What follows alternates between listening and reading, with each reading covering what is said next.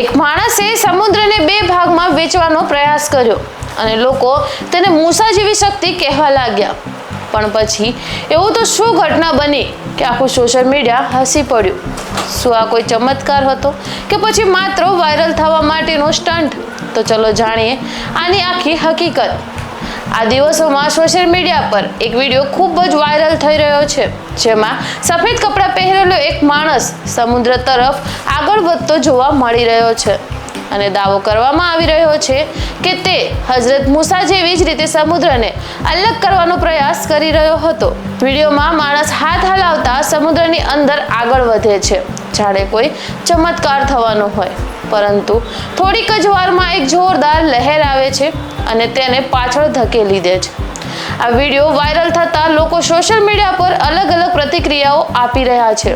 કેટલાક લોકો તેને મજેદાર વિડીયો કહી રહ્યા છે, તો કેટલાક લોકો માને છે કે આ માત્ર કન્ટેન્ટ બનાવવા માટે આવા સ્ટન્ટ હોઈ શકે છે. હાલ સુધી આ ઘટનાની કોઈ પણ અધિકૃત પુષ્ટિ સામે આવી નથી, તેથી આ વિડીયોને સત્ય ઘટના માનતા પહેલા સાવધાન જરૂરથી રહેવું.